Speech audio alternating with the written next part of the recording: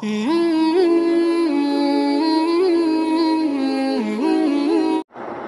رمضان کے روزے پر آنے پر یہ روزہ مستحب ہو گیا، ورنہ پہلے فرض تھا۔ رات کا قیام تہجد بھی پہلے فرض تھی، پھر 1 سال کے بعد اس کو نفل کر دیا گیا۔ اسی طرح صوم عاشورہ پہلے فرض تھا۔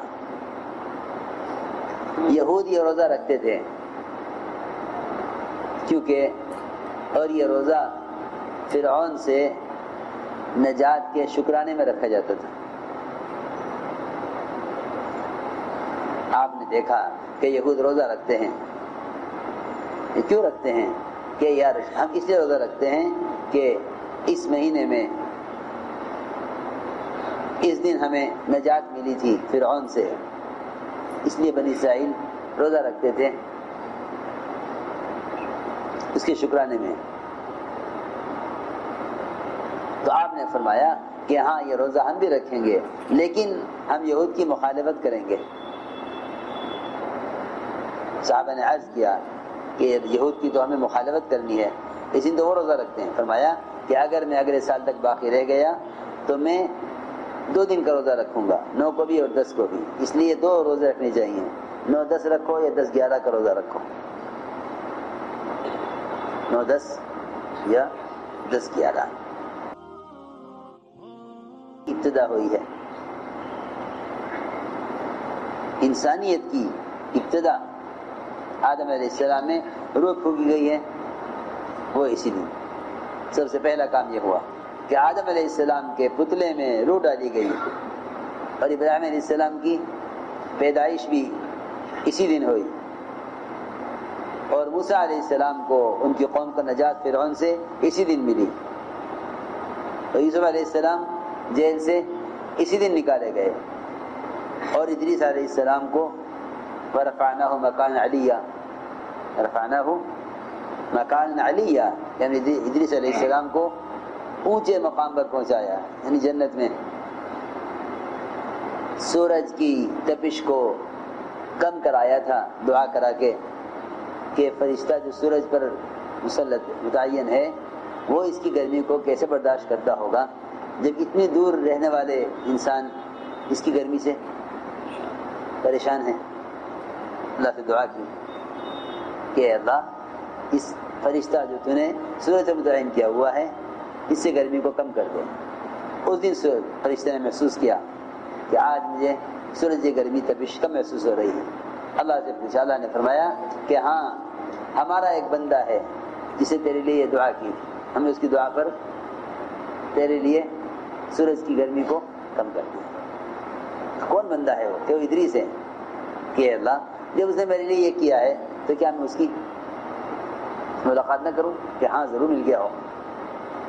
آئے تو ادریس علیہ السلام کہ بھئی بات یہ ہے کہ میرا بھی یہ کام کر دو، کہ کیا؟ کہ سیر کرا دو ذرا جنت دوزخ۔ کہ چلیے لے گئے کہ پہلے جنت دیکھیں گے؟ نہیں، پہلے جہنم دکھلاؤ، پہلے جہنم دکھلاؤ کہ چلو جی پہلے جہنم دیکھ لو۔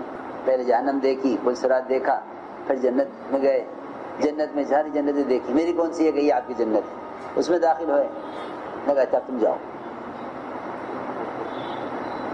اب تم جاؤ، چھٹی تمہاری، ہم تو یہاں رہیں گے۔ کہ نہیں، یہاں آپ کیسے رہیں گے؟ یہ کیسے نہیں رہیں گے؟ اللہ نے فرمایا ہے جو جنت میں داخل ہو جائے گا وہاں سے کبھی نکالا نہیں جائے گا۔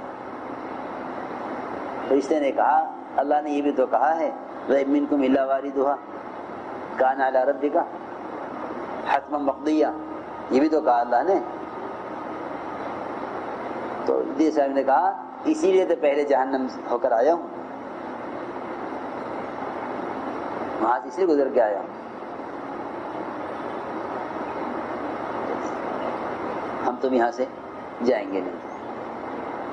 اللہ نے فرمایا چھوڑ دو میرے بندے کو۔ وَرَفَعْنَاهُ مَكَانًا عَلِيًّا، ادریس علیہ السلام اسی دن جنت میں داخل کیے گئے، اور نوح علیہ السلام کی کشتی جودی پہاڑ پر اسی دن آ کر رکی، یونس علیہ السلام مچھلی کے پیٹ سے اسی دن باہر پھینکے گئے، اور موسیٰ علیہ السلام پر توریت اسی دن نازل کی گئی، ابراہیم علیہ السلام کو آگ میں اسی دن ڈالا گیا، اور آدم علیہ السلام کی توبہ بھی اسی دن قبول ہوئی۔ اتنا کچھ اس مہینے میں کرنے کا ہے کہ رمضان کے بعد سب سے افضل مہینہ وہ محرم کا ہے، کیونکہ اللہ کا مہینہ ہے۔ شہر اللہ اس مہینے کے ساتھ اللہ کی نسبت ہے، شہر اللہ المحرم۔ بہت بہت نیکی کمانے کا مہینہ ہے، مگر جہالت نے اور بدعتوں نے اور پچھلوں کو دیکھ کر عمل کرنے والوں کے عمل نے